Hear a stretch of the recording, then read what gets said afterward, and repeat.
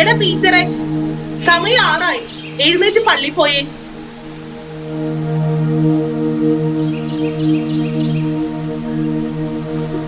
ഞാൻ ഇങ്ങോട്ട് വരണോ?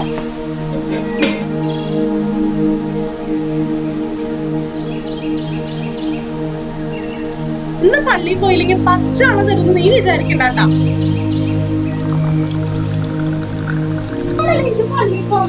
എന്ത് കഷ്ടമാണ്.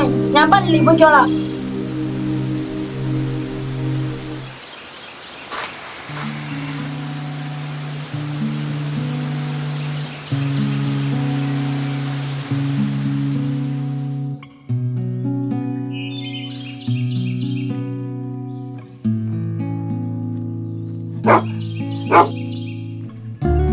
എങ്ങോട്ടാ?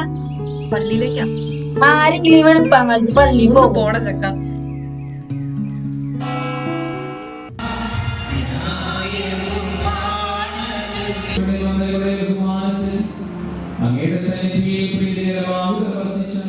ഇത് തീരണില്ലല്ലോ.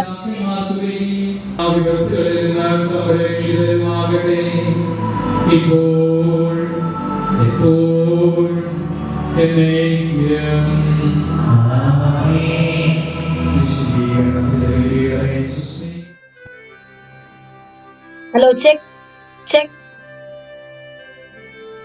അല്ലടാ, നമ്മുടെ എന്താ വട്ടാണ്. 1/2 മണിക്കൂർ കൊന്ത, 1 മണിക്കൂർ പാട്ട് കുർബാന, അതും പോരഞ്ഞ് ഇവിടെ വന്നിട്ട് ഒരു ഷോയും. ഇതൊക്കെ എന്തിനാ? നിനക്ക് അത്ര സംശയം നീ തന്നെ അച്ഛനടുത്ത് ചോദിക്കണം. എനിക്ക് പറ്റൊന്നുമില്ല. നിനക്കൊല്ല പണി എടുത്തുവിടാ. എനിക്കതൊന്നും ഇഷ്ടമല്ലാത്ത പണി തന്നെയാണ്. എന്തുട്ടാടാ ഒരു പിറുപിറുപ്പ്? ഇവരെ ഒരു സംശയം. എന്താണ് സംശയം? ചോദിക്കേ.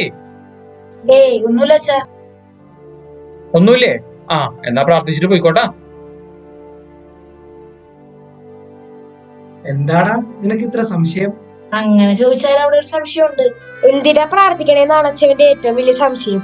എടാ മോനെ, നീ വന്നേ.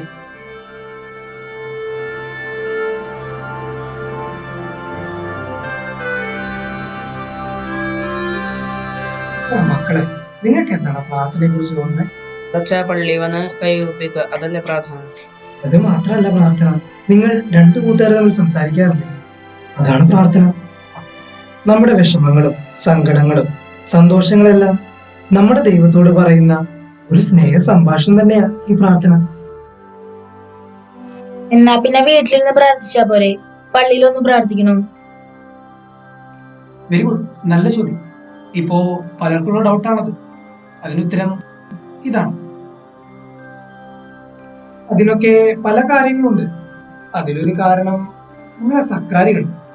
അവിടെ ഓസ്തിയുടെ രൂപത്തില് നമ്മുടെ ഈശോ ജീവിക്കുന്നുണ്ട്. നിങ്ങൾ ചോദിച്ചില്ലേ ദൈവം എല്ലായിടത്തും ഇല്ലെന്നും? പക്ഷേ ദൈവം മാംസം ധരിച്ച് എഴുന്നള്ളിരിക്കുന്നത് ഈ സക്രാരിൽ മാത്രമേ. പിന്നെ നമ്മുടെ രണ്ടാമത്തെ കാര്യം, നമ്മൾ എന്തിനാ പിന്നെ പള്ളിയിൽ വരണേ? വിശുദ്ധ കുർബാനയിൽ പറഞ്ഞത്.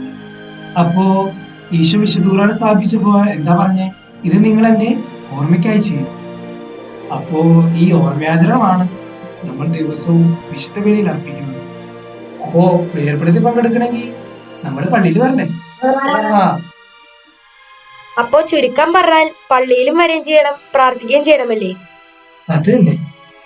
എടാ, പ്രാർത്ഥിക്കാന്ന് പറഞ്ഞാ ബുദ്ധിമുട്ടുള്ള കാര്യമല്ല.